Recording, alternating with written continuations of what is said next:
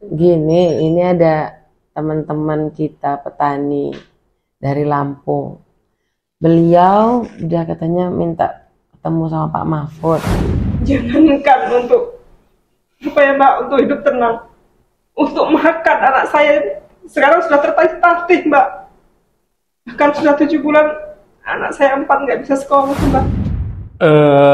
Kepada Pak Presiden, Pak Jokowi, Pak Muldoko, Pak Mahfud MD, bantu kami Pak.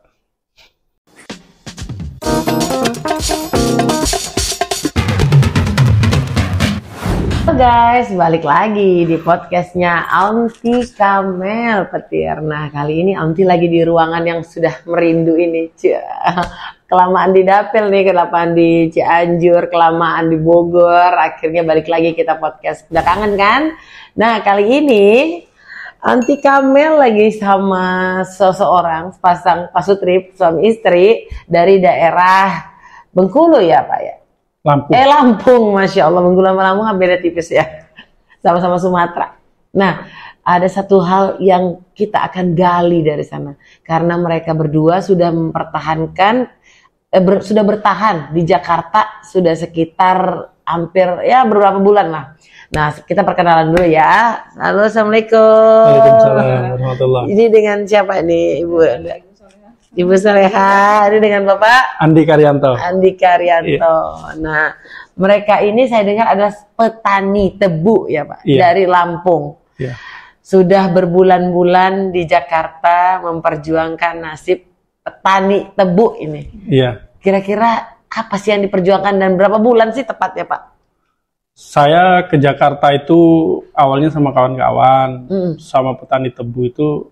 Ada 20-an orang ketua kelompok tani waktu itu sekitar bulan 12. Bulan 12, berarti sekarang 7 bulan 7 sudah. bulan. Ya, 7 bulan. Dan yang bertahan di Jakarta ini tinggal saya sendiri. Saya. Yang lainnya sudah lelah lah ibaratnya sudah lelah, ya.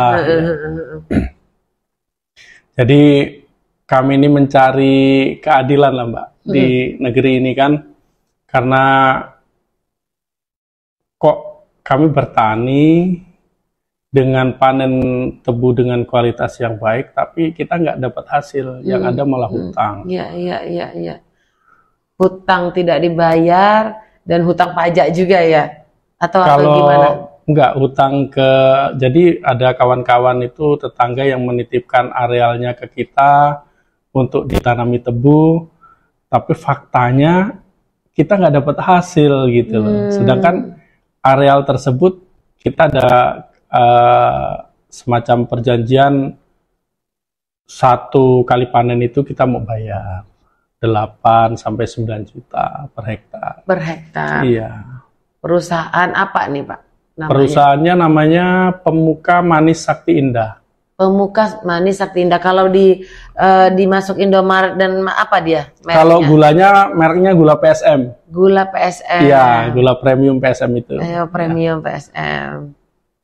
Terus maaf nih Pak, kan udah kalian memperjuangkan keadilan. Sebenarnya kontraknya itu seperti apa sih awal mulanya nih? Supaya kita runtun dulu nih. Kita kan kalau nyalahin perusahaan itu kita kan nggak tahu nih. Kok bisa apa keadilan apa yang diperjuangkan, awal mulanya seperti apa? Ya, dari awal Mbak. Dari awal nih. Awalnya itu saya petani singkong. Yes. Ya, petani singkong ya, alhamdulillah lah. Petani singkong itu karena waktu itu harga singkong ini naik turun ya Mbak. Kadang kalau naik itu pelan-pelan naik 50, naik 50 lagi, naik 50. Tapi nanti sekali turun bisa langsung turun 300, 500 gitu. Terus itu nggak tentu. Jadi kami waktu itu diajak sama manajemennya PT PSMI itu untuk beralih ke tanaman tebu, ke budidaya tebu. Karena budidaya tebu itu 1 kali tanam, itu 4 kali panen. Jadi seperti lebih menjanjikan lah, lebih menguntungkan lebih menguntungkan ini itu segala macam. Makanya kita disodorilah perjanjian waktu itu. Perjanjian, isinya? Perjanjian bagi hasil. Bagi hasil. Jadi untuk petani ini bagiannya 66%, terus nanti perusahaan bagiannya 33%. Oke, petani punya lahan dan bertani.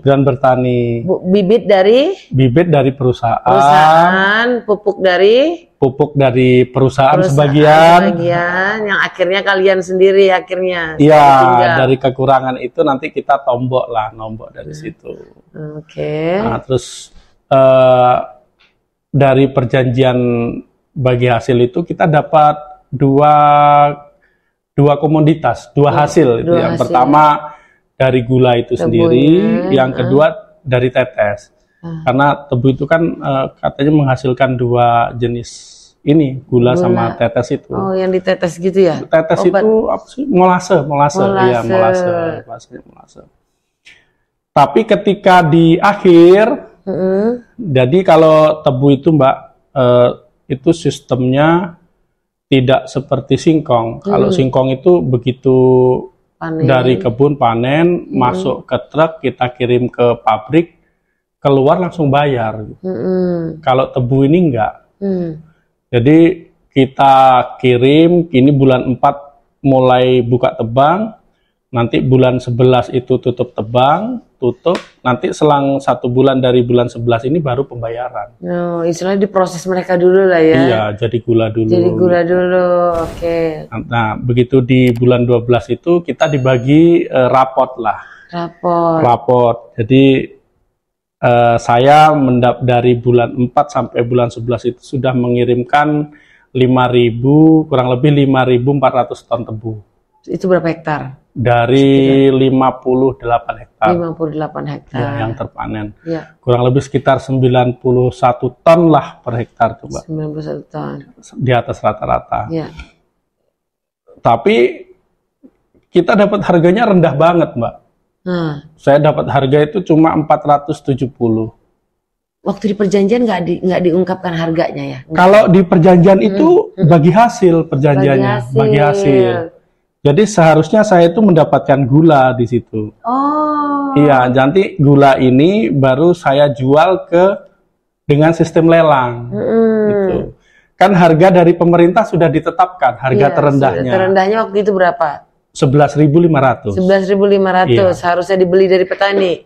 Itu harga terendah. Jadi harusnya terserah saya dong sebagai pemilik itu kan. Saya mau jual berapa gitu kan. Karena kan bagi hasil. Tapi ternyata kita nggak dapat bagi hasil. Yang justru yang disodorkan perusahaan ke kita ini jual beli putus. Jadi ya dia beli tebu kita gitu loh. Padahal di perjanjian itu jelas-jelas itu bagi hasil. Jadi kita tanya gimana sistem perhitungannya ini gimana gitu.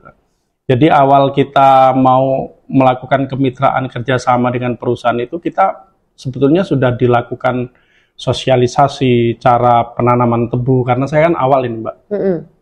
Penanaman tebu itu begini, untuk mendapatkan kualitas terbaik itu pupuknya harus seperti ini, harus begini dan saya merasa sami'na wa ata'na gitu. Apa yang saya dengar, apa yang saya baca dalam ketentuan perjanjian itu saya taati. Saya laksanakan dengan sebaik-baiknya. Makanya saya mendapatkan hasil yang baik. Alhamdulillah gitu kan, baik. Tapi rapotnya itu berbeda dengan isi di perjanjian itu, di lapangan itu gitu. Bahkan mereka waktu itu kita diundang, seingat saya tanggal 22 sampai 23 Agustus itu semua petani dikumpulkan. Jadi di situ dikasih training lah. Di tebu itu harus bersih, nggak boleh kotor, umurnya harus sekian ditebang, kan. Sistem perhitungannya seperti ini gitu. Tapi ketika kita di akhir pembayaran di bulan 12 itu ngerempet aja enggak, Mbak. Berbeda sama sekali. Jauh. Harganya pun cuma 400 ya? 470. Iya. Jadi operasional kita, biaya operasional kita, biaya aplikasi yang sudah kita keluarkan itu enggak mencukupi, enggak nutup. Gitu. Kira-kira biaya operasional Bapak berapa kemarin tuh? biaya operasional itu Rata-rata aja nggak? diambil rata-rata hampir 2 miliar lebih lah Mbak. 2 miliar. Terus Iya. dia bayarkan Dia bayarkan dengan ya, harga 470. ya kita dapatnya ya sama 2 miliar sekian itu. Oh. Gitu. Malah ada salah satu petani itu kawan saya yang terakhir yang belum lama ini dia juga pulang karena udah mungkin lelah. Itu namanya Pak Winata, itu dia malah 500 juta. Bayangkan Mbak, apa kita nggak gila nih bisa-bisa kita bertanam selama 1 tahun. Bahkan saya ini menjanjikan istri saya untuk berangkat umroh, kan kita udah ada hitung-hitungan kan, mertua, orang tua. Artinya alhamdulillah lah, mungkin derajat kita mulai mau naik sedikit kan. Tapi faktanya malah tenggelam Mbak, hancur semua. Bahkan saya mengalami teror yang luar biasa lah di kampung. Di kampung ya, karena? Di kampung ya karena yang pertama saya melakukan gugatan, terus yang kedua karena saya banyak hutang pupuk, hutang obat-obatan. Gitu kan. Mereka nggak mau tahu karena dalam perjanjian ketika panen bayar kan gitu. Sedangkan saya yang untuk bayar nggak ada, rumah udah kita jual Mbak. Apa-apa yang ada kita udah nggak tahu lah bagaimana, terus sampai saat ini lah yang saya bertahan di Jakarta ini ya karena itu. Terus oke, Bapak udah perjuangkan 7 bulan di Jakarta. Kemana aja Pak? 7 bulan ini sudah kemana-mana. Pertama datang saya ke Kementerian Pertanian. Jawaban mereka? Nggak ada jawaban sama sekali. Diem aja? Iya, ketika datanya saya sering ke sana, hampir seminggu itu 2 kali. Saya selalu telepon, selalu disposisi. Surat saya sudah nyampe mana? Disposisi. Sudah itu saya ke DPR RI juga. Oke. Ya seperti itu, nggak ada Komisi jawaban. Bidang Pertanian, nggak ada jawaban. Nggak ada jawaban. Terus ke Prof. Mahfud MD, kan. Karena saya lihat Prof sering lah kan bantu-bantu rakyat kecil yang kesusahan gitu kan. Ya nggak ada sampai saat ini, nggak ada. Belum bertemu. Iya. Oke.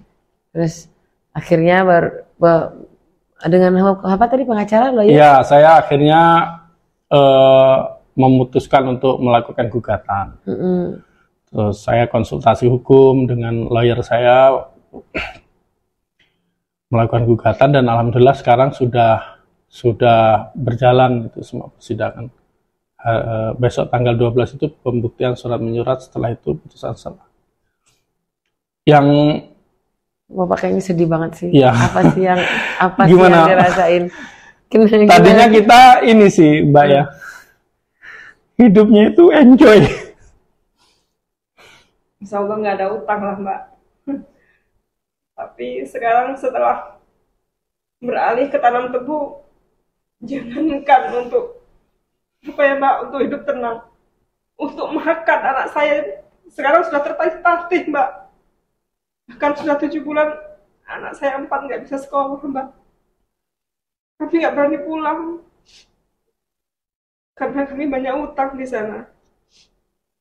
Mitra-mitra kami belum kami bayar, hutang pupuk, hutang obat, dan lebih sakitnya lagi pihak PSM itu ngomong ke mitra-mitra kami bahwa kami ini sudah dibayar, kami dapat uang, kami kabur. Terus udah ke perusahaan itu Pak, udah yang di Jakarta? Kalau kami di Pimpong Mbak, jadi sudah di Jakarta disuruh ke daerah, di Pimpong begitu terus. Akhirnya ya capek kan Mbak, akhirnya kami ya melakukan gugatan itu. Ini memang mungkin Bapak akan menjadi barometer perjuangan petani.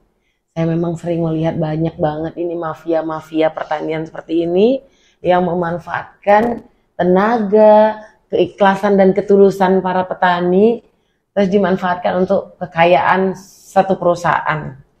Terus perusahaan itu mempimpong sana sini ya, Bapak udah ke sana, Iya. diperlakukan seperti ini, dilempar ke sana gitu ya Pak ya? Iya, dan sakitnya lagi kan ini saya tebu yang panen pertama itu kan sekarang sudah siap panen lagi, Mbak. Dan nanti bulan 10 ini udah tutup tebang. Dan kita nggak bisa memanen itu karena perusahaan ini nggak mau terima tebu kita karena kita melakukan gugatan gitu. Bahkan saya kemarin mau dikasih uang tuh Mbak 50 juta melalui lawyer saya suruh mencabut perkara itu, udah damai aja. Ini terima uang 50 juta ini, cabut aja gitu. Tapi saya nggak mau. Sebentar, ini saya tadi telepon ini orang Mahfud, coba ya. Halo, Assalamualaikum. Bang, gini, ini ada teman-teman kita petani dari Lampung. Beliau udah katanya minta ketemu sama Pak Mahfud. Nah, tapi belum bisa bertemu lah. Bahwasannya mereka ini rugi 6 miliar ditipu oleh perusahaan tebu yang di Jakarta, namanya PT Pemuka Sakti. Pemuka Sakti. Nah, itu gulanya namanya gula PSM. Gitu. Mungkin apa udah terima belum, Bang? Halo?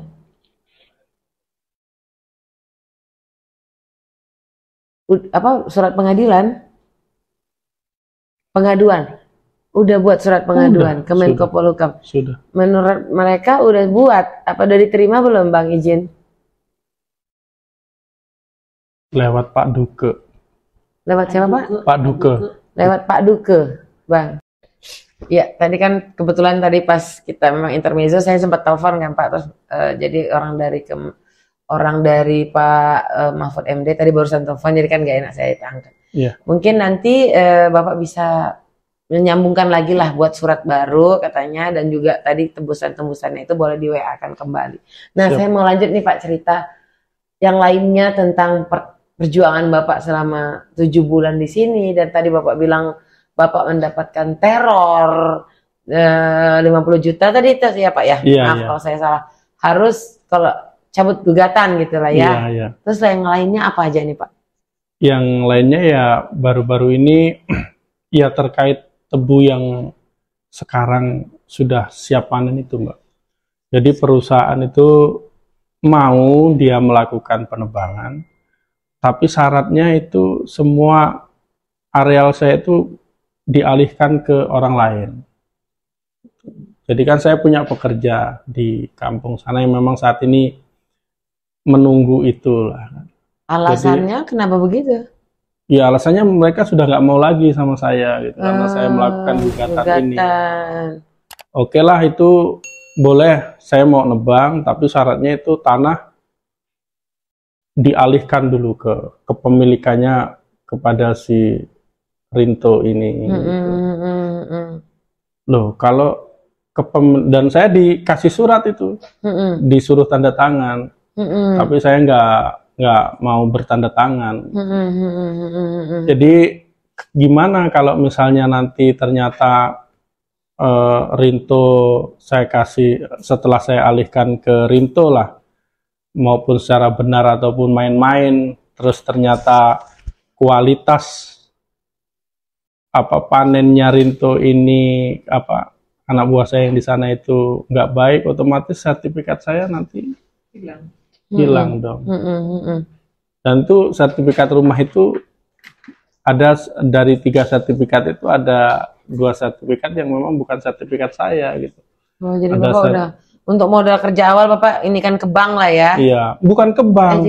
Jadi pembiayaan itu lewat perusahaan itu dengan bunga 14%. Oh, jadi uang Bapak itu modal itu dari aset Bapak rumah. Berapa rumah? 3 rumah. 3 rumah itu. Terus keluarlah cair berapa duit? Cair untuk pembiayaan ya, untuk perawatan sekitar itu berapa ya. Tuh? Sekitar 15 juta per hektar, sekitar 1,5 miliar lah. 1,5 miliar itulah modal awal kerja. Iya, modal awal kerja. Mereka membuat itu 14%. Iya, bunganya 14%. Bunganya 14%. Sampai saat ini dipegang mereka sertifikatnya. Sertifikat sampai sekarang dipegang mereka. Kayak ibaratnya kayak megang kepala terus Pak buntutnya juga ya. Iya. Semuanya lah ya. Tapi jangan salah Mbak, uang 1,5 miliar itu enggak saya terima sekaligus langsung masuk ke rekening saya 1,5 enggak. Jadi misal bertahap. Ini aplikasi jalan dulu. Udah kita olah lahan, kita tanam, tebunya sudah tumbuh, kira-kira perusahaan bisa menilai, oh ini sudah tumbuh, bisa dipanen, baru per hektar ini dicairkan 15 juta 100. Nanti berapa bulan lagi cair lagi 15 juta 100. Jadi sebetulnya yang modal duluan itu tetap kita. Ketika mereka sudah itu tumbuh, baru mereka keluarkan tabungan itu. Itu pun 15 juta, enggak 15 juta loh Mbak. Itu bertahap. Biaya bajak berapa bayar bajak? 4 juta, 2 juta ya, dia transfer 2 juta. Padahal uang kita sebenarnya kan ada aset kita di situ. Iya, ada aset dan kita jaminkan. Bunganya 14%. 14%. Iya. Dan semua petani-petani itu diberlakukan sama seperti itu? Sama, seperti itu. Berarti aset-aset mereka dipegang semua sama mereka saat ini? Semua dipegang, iya. Saat ini dipegang sama perusahaan. Ada berapa petani? 200 petanian. Yang dipegang aset? 200 petani, berapa hektar semua dari 200 petani itu? Kalau aja. Lebih kurang kalau 2000 hektar, ya lebih kurang 2000 hektaran. 2000 hektar? Ya, dari 200 petani. Dan semuanya nggak ada yang untung, rugi semuanya? Ya rugi semua. Mereka ya rugi semua, nggak ada yang untung. Keuntungannya begini sih. Karena dulu waktu kita bertani singkong itu kan nggak pernah ya kita dapat pinjaman terus sekali dapat 100 juta, 200 juta. Seperti indah di awal ya. Iya. Padahal itu aset kita sendiri. Aset kita sendiri. Waduh. Jadi kalau selesai panen itu nanti perusahaan, misal saya merugi nih, perusahaan akan kucurkan dana special loan. Nah, mereka bilang itu special loan, pinjaman spesial. Jadi kita mau ajukan berapa setelah panen gitu. Tapi waktu itu saya menolak beserta kawan-kawan. Ya kami ini kan bertani gitu loh. Kok bukannya kita dapat untung, kok malah kita ditawar-tawarin hutang gitu. Nanti gimana dong? Kalau kita lama-lama kan terjerat hutang. Iya, kayak pinjol dong mereka juga ini. Akhirnya sampai ke Jakarta ini ya, saya mau tanya, apa memang benar sih sistem kemitraannya itu, kemitraan tuh seperti ini? Sampai akhirnya ketemu Kak Amel ini. Insya Allah, mudah-mudahan ya Pak ya. Terus ketemu saya, mudah-mudahan didengar, ya kan? Karena saya juga Pak, fokus juga sih di pertanian Pak. Jadi mendengar, saya juga anak petani, saya tuh lagi berjuang juga, kenapa sih bisa petani itu miskin gitu loh Pak, banyakan. Padahal kenapa yang kaya tengkulaknya, ini perusahaan ini udah kayak tengkulak juga nih, ya kan, terus bermain pula lagi jadi pinjol, nggak jelas ini udah statusnya dia nih. Jadi mudah-mudahan bisa didengar. Terus harapan Bapak nih, selain di daerah nggak berani pulang Ibu, anak berapa Bu? 4 ya. 4 ya? Iya. Sekolah nggak masih? Udah nggak sekolah, udah dari bulan 12 Kak. Kenapa tuh? Ya nggak berani pulang Kak. Ikut di Jakarta semua? Nggak berani pulang. Di Jakarta tinggal di? Di Jakarta tinggal di Bekasi. Oh, ada rumah keluarga untungnya. Enggak, saya ngontrak. Pindah-pindah juga Kak ngontraknya. Oh, iya. Insya Allah, jadi kesini naik inilah ya, nggak kenal Jakarta. Nggak kenal Jakarta. Naik apa ke sana, naik sini bus gitu. Terus kebetulan saya waktu masih bertani singkong itu saya ada kendaraan pribadi. Oh, alhamdulillah. Jadi ya kendaraan pribadi itu ya alhamdulillah lah sekarang ini untuk saya mencari nafkah. Jadi saya kesana berdua untuk antar-antar paket gitu, kargo. Iya. Kargo online. Pak, mau nanya dong. Tadi kan Bapak bilang diteror oleh kemitraan di kampung. Iya. Dan memiliki utang piutang. Makanya terjadi peneroran. Iya. Itu kalau boleh tahu nominal utang piutang itu berapa sih totalnya? Utang Bapak terhadap mitra ya. Dan Iya. Tuntutan Bapak terhadap perusahaan itu apa sih pengennya gitu? Kalau hutang ke mitra, pupuk apa segala macam itu kurang lebih sekitar 500-600 juta lah angkanya. Cuma ya tuntutan saya ke perusahaan, saya boleh izin saya sampaikan, saya minta maaf kepada mitra-mitra saya yang di kampung. Jadi kalau ada isu saya kabur, saya dapat uang dari perusahaan, itu bohong. Jadi saya ke Jakarta ini ya, saya memang lagi berjuang. Memperjuangkan hak-hak saya yang sudah diambil sama PSMI. Dan harapan saya sama perusahaan ini putus kontrak ini. Jadi kita batalkan semua perjanjian, balikkan sertifikat itu aja, Pak. Jadi Bapak cuma meminta aset yang ada di mereka ya? Iya, sama kerugian, sama tebu yang ada ini sekarang. Tebu yang ada biar dibayarkan. Iya, maksud saya biarlah saya panen gitu kan. Karena banyak itu, Mbak. Ada 6.000 ton itu saya estimasi. Jadi permintaan Bapak cuma itu kepada perusahaan? Iya, menyudahilah perjanjian ini dan wassalam lah tebu-tebu itu. Saya udah kapok rasanya mau tanam-tanam tebu itu. Bukannya kita sejahtera, tapi malah yang ada kita malah hutang. Kawan-kawan itu susah, sampai ada yang ribut sama istrinya, akhirnya sekarang bercerai. Ya gara-gara tanam tebu ini. Tebu ini memang benar-benar jadi momok yang menakutkan benar buat kami.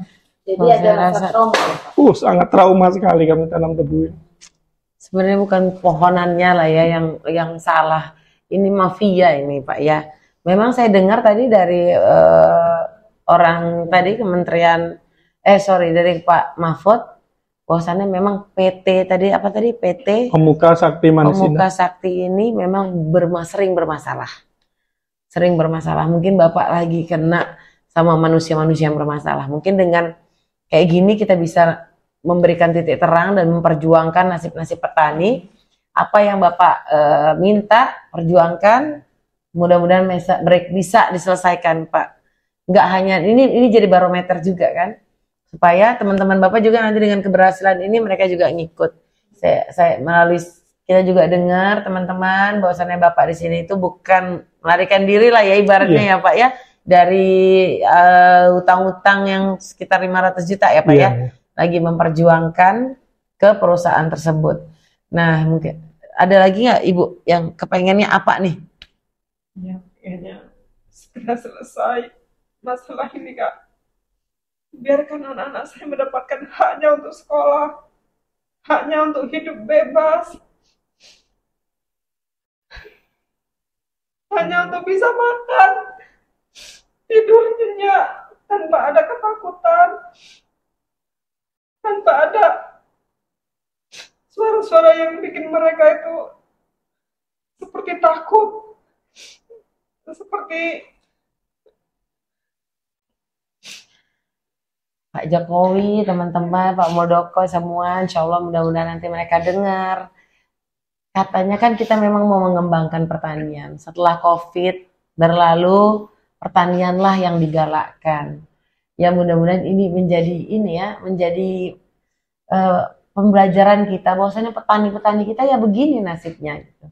Banyak orang-orang yang seperti PT perusahaan yang tadi Bapak sebutkan itu sudah prestasi. Mafia pertanian kalau saya bilang Pak. Tengkulak-tengkulak itu harus segera dihapuskan supaya nasib-nasib petani kita makmur dan tidak akan ada lagi anak bangsa yang nggak mau jadi petani. Coba nih, anak-anak ibu ini kan trauma, jadinya ya Bu ya nggak pengen jadi petani, malah pengen jadi yang lain. Nah siapa nanti yang kalau Bapak aja trauma nanam tebu, nanti tebu gula-gula dari mana? Benar nggak Pak? Padahal sebenarnya traumanya karena oknum-oknumnya, ya kan? Mungkin dari sini kita belajar dan insya Allah Pak.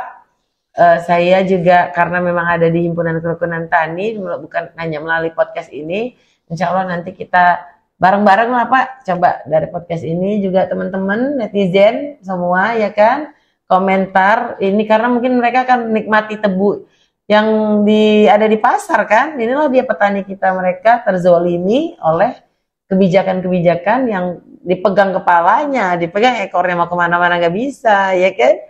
Seperti itu. Nah, teman-teman ada mau tanya lagi? Udah closing. Udah ya, ada. Apa mungkin Gimana? ada yang mau disampaikan oleh kepada pemerintah Pak Jokowi, kepada siapa, kepada Kementerian Pertanian, yang udah Bapak rasa lelah, ya, kenapa? tadi kan kepada teman-teman mitra, mungkin Bapak ingin menyampaikan. Ya, kepada Pak Presiden, Pak Jokowi, Pak Muldoko, Pak Mahfud MD, bantu kami Pak.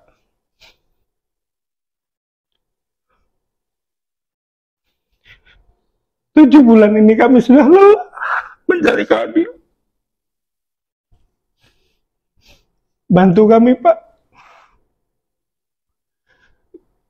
Kami memang benar-benar dalam keadaan tertindas Pak. Nah gitu aja Mbak. Insya Allah ya Pak ya, Insya Allah saya juga tadi saya udah telepon kan Pak, nanti minta lagi suratnya kembali biar saya yang akan ikut turun jalan untuk mendorong lah paling tidaknya Pak. Mudah-mudahan dengan podcast ini bisa menjadi apa ya, membuka jalan yang baik. Kalau kemarin udah terbuka, lebih terbuka lagi. Teman-teman, pantangin itu tuh PT apa tuh namanya? Pemuka Sakti Manis Indah. Namamu nggak seindah nama perusahaannya. Terus nama gulanya apa Pak? Gula PSM. Gula PSM. Nah jangan sampai netizen kita blacklist yang namanya Gula PSM.